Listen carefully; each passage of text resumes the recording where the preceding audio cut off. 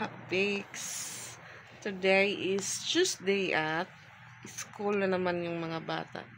Nandun po yung isa malapit sa salamin at hindi pa po kami nakapagligpit ng higaan. So for today's video, kami ay titimpla na po ng kape. So may natira pa po kaming ulam po kagabi na prito dahil yung mga kapatid po ng tinulang isda. Prinito ko po kagabi, ayan. So yung kanin po kasi hindi pa luto. So sabi ko po sa mga bata, magtimpla lang muna tayo. So ayan, waiting po kami sa kanin. Pakainin ko po sila kahit kaunti lang. So sabi natin Izra, bukas 29 po bukas, wala po silang pasok dahil Chinese New Year at siya daw ay Chinese dahil maliliit daw yung kanyang mata. Ice check. Ano ka? Pasensya na po, nakaano po si Ate Ezra. Buti po nakaano po siya, nakatalikod lang.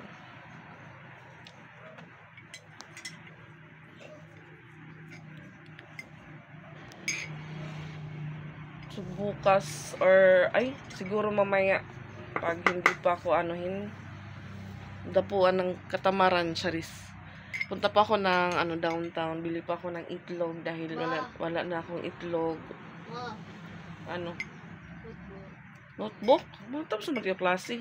Ballpen, black ballpen mo. Nagpapabili po sila ng notebook tsaka ballpen. Sabi ko matatapos na yung pasok niya. Black ballpen. Ha? Dak ba akong blue kaya lapit na maubos. Wala daw siya ballpen. Ito ako ng darang na kwarta para tindahan la. Pero ganun mo. So sila daw, manood daw sila ng sine mga kapiks. So sabi ko, anong klaseng movie yung panonoorin nyo? So hindi pa alam ni Patpat. Basta yung alam niya lang, at isa may tinuon na ni Maho dali. Pero hindi po nila alam kung anong movie yung panonoorin nila. Pero sinabihan po sila, presyo po ng ticket 180. 180, depende lang din daw kung magsasama or sasama ako. Sabi ko, maano na po yun pag sumama pa ako tapos si Ate Iza. For sure po doon po yun, doon sila sa Robinson manonood. 360 daw. Dua. Diba? 360. Yan, 360. Pero man. 360 daw pag dalawa. So tatlo kaming sasama. 8, 9, 10, 11, 12, 13, 14. Aabot po kami ng 500 plus. 540. Kabili na po yun yung bigas, mga kapiks. 540. Sabi ko sa kanila, yung everyday na baon nila na 15 pesos, ipunin para may pangbayad ng ng ticket. Buti na lang din po mga kapiks yung ni Ate Ezra para sa graduation. March pa yung deadline. So, medyo matagal pa po makakag-ipon pa. Yung niluwat po, kung kay dahil nang tumapakay ng pagsan po. Dito na po si Piang. Sabay na naman ulit siya kina Ate Ezra. So, sapatos time na po si Ate Patpat. Ako na lang po yung magliligpit ng higaan namin pag makaalis na sila. Baktas na lang kami. Uy, magbaktas ka mo kayo rin ako. Mabalon pa iyo. Isa may tagpirat pagpahamot. Alam niyo po si Ate Izra. Kung bigyan ko siya ng isang pabango, ubos agad. Halos kada ikot-ikot niya, mag-perfume siya. Pero yung Ate Patpat ko, siguro 2 beses, 3 beses. Dalaga na talaga yung Ate Ezra natin. Magte-12 na siya ngayong February. Buwan ng mga magaganda at gagwapo daw. Wow! Wow! Si Piang, may po dito, Santa Claus. Ano nga may kabayo? Yung maram. Bikes ganda na la. Ay, nakot. So, hindi po sila makakagbaon kasi nandito po ako. Pero kahapon, nagbaon po sila. Doon po kami kumain kina Mama Dax. Mama Dax! Kina Mama Lu. Para lagi klase bukas kay Chinese New Year. Chinese New Year. Pag 13 na naman. Maray gihapon pa. 13. Ayan, alis na po yung mga bata at sakay po sila ng pedicab dahil late na po. 7:33 na mga kapiks.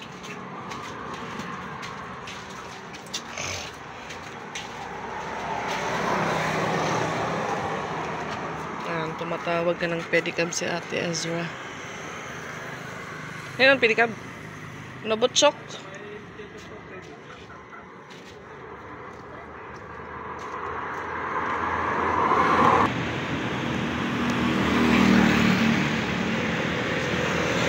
Yan, tapos na din po akong so hindi pa po ako ng mga basura ko. Kapag sunog, so naghintay din po ako ng ng tubig. So dito naman din po sa kusina. Katapos ko lang din pong magwalis. Yan. Wala nang laman ng aming bigasan, charing.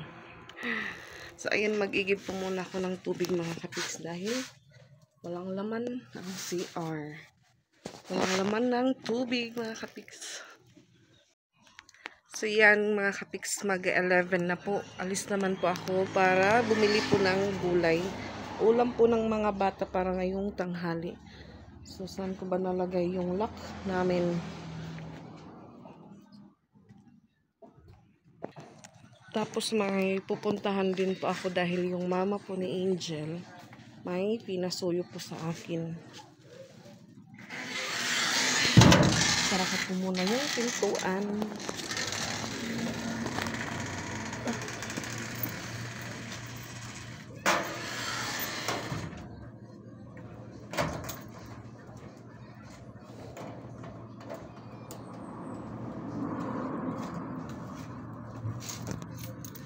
Hindi ko lang po sinara yung tindahan yan para mamaya hindi po madilim pagdating namin.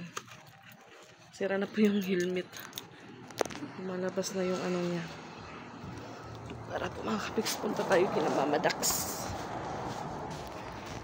Dito na ako sa school mga kapiks at hindi pa po nagsilabasan yung dalawa ko. 11:22 na po at nakabili na po ako ng ulam namin para ngayong tanghali. So si Piyang tsaka si Pinsoy umuwi na po. So ayan, Martes muna kami ni Ate Lani. Nandito na yung mga kukulit niyang anak. Charis. Kasi wala pa po, hindi pa po nag... Ah, di ka makulit? Di daw si Osang makulit. Nangihingi ng 5 si Jane. Kahit may dinaramdam po si Ate Lani, lang po siya, nagpapadyak para may pang 5. Ayan na. Pinatrangkaso po si Ate Lani ngayon. Nag-chat maninilin. Iyo ka nook yan, okay na. Uy, ba dito? Nasaan ka? Nasa eskulahan daw si Osang. Iyo babalingan ko no, okay na. Nag-chat nilin. Bay, kay pa yun, paiwaso na kami pitsa no, butay iyo. Iwas daw yun? Oo, okay man chat nilin. So kasi yo, po, i-demolish yung bahay nila. Kaya tinatanong ko kung may lilipatan na silang bahay, kung hindi. Sa Port Royal lang po na sila mag-check-in. Mong chat nilin, group chat kita daw. Kasi may po. Oo, mga nasiring nilin. Kasi po si Ate Lani mga kapiks, nilagnat, inubo, tsaka sinipon ngayon. Parang pumayat po si Ate Lani. Uso po talaga yung trangkaso ngayon, kaya amping-amping na lang po na hindi matamaan. 12:03 na po at lalabas lang po ng 2 mga kapiks. So, uwi na po kami sa bahay. Yan, umandar agad ang motor. So, ito po mga kapiks yung nabili kong ulam namin ngayong tanghali. May natira pa naman pong prito, 4 na peraso. Bumili din po ako ng dagmay. So, ayan, lunch po tayo mga kapiks. Ayan, lunch na po tayo mga kapiks. Inom po muna ko ng tubig. Wait lang po. Sumunod tapos sumunod. In the Father, the Son, the Holy Spirit. Amen. Blessed is all of your perspective, which are brought to us from thy fountain to Christ the Lord. Amen. Father God, we pray for the Son, and Father, the Son, and the Spirit. So sila Patpat din po walang pasok na daw bukas. So alam niya na. Kanina hindi siya naniniwala sa atin niya na wala silang pasok. Dahil minsan nagbibiro. Yun daw, dahil minsan nagbibiro daw si Ate Izra. Yan, kain po tayo. Kain tayo, Pix.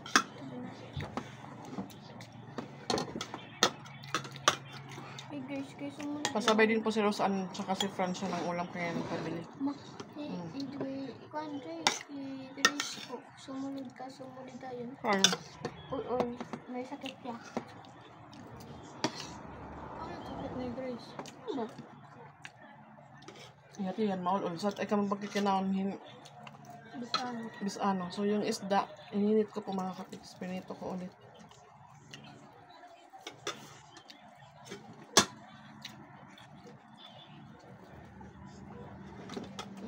Era ka na gunin na boy. Kaan man? Is dyan nga nila yun eh. Kaano? Naruan ka? Ano ko manghuwan?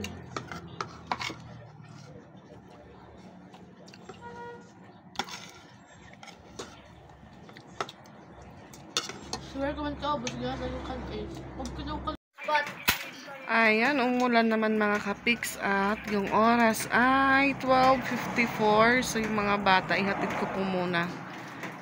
Yan pa po yung sinampay namin, hindi pa po nakuha. Katapos ng ulan, sumikat na naman ang araw mga kapiks at sobrang init na naman. 1:44 na po. Waiting po ako ng multi-cab at nasa unahan pa po.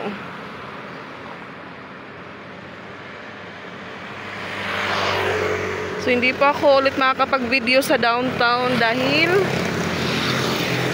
may music po sa loob ng Antonina kung saan pa ako namimili ng mga paninda ko. So yung nadala ko pong pera ay umabot lang po ng 1.5. So budgetin ko lang po kung ilang peraso lang po yung bibilhin ko. Ayan. So bukas po yung bintana sa bahay.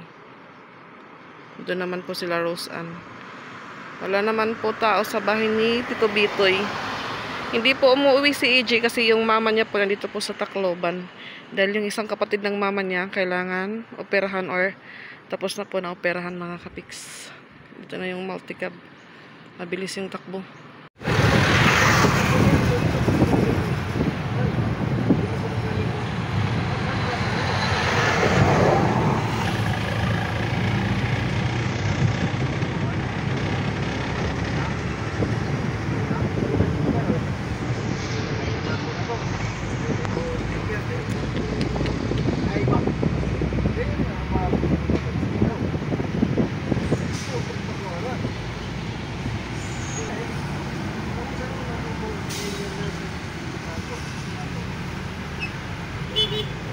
Ano mo?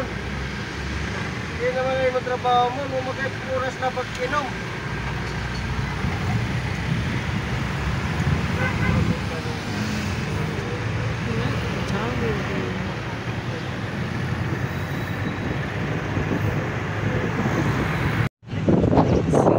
Hardware.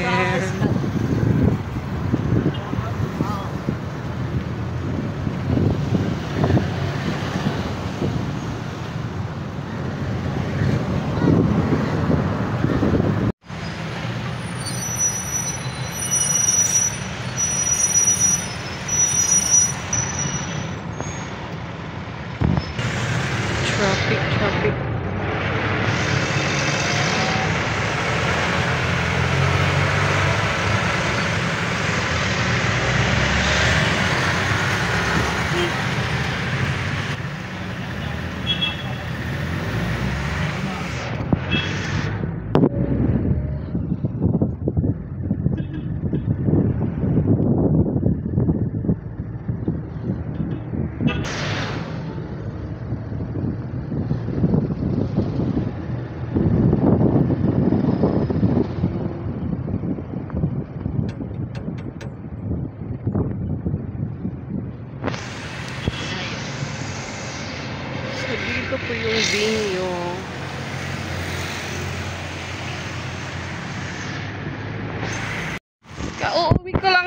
galing downtown at ayan, malakas po yung ulan. So, punta naman pa ako sa school. Sunduin ko po yung dalawa. Nagdala lang pa ako ng ekstrang payong. Malakas ang ulan mga kapiks. Nililipad ang aking payong. Yung ibang mga bata. Kasalubong ko kanina walang payong basa. Doon talaga nagkakaano po ng sipon tsaka ubo. Dahil sa umaga, sikat na sikat ang araw. Tapos pagdating ng hapon o ulan, ganito. Maya-maya, mawawala na naman yung ulan.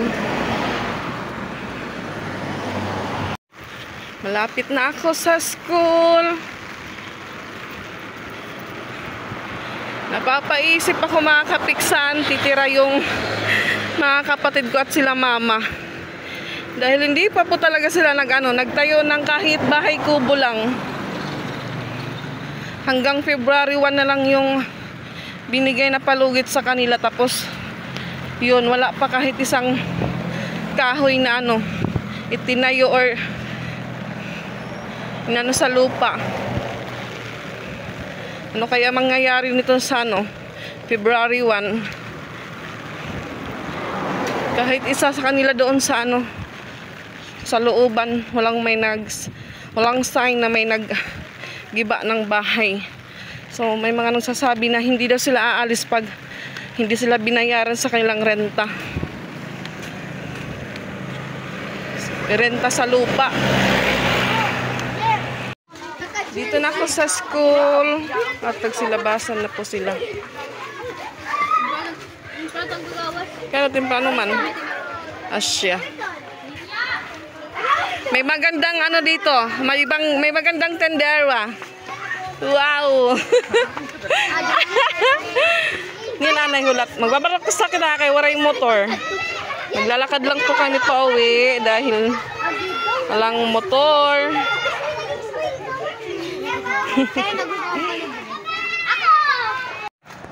Naglalakad na po kami pa uwi.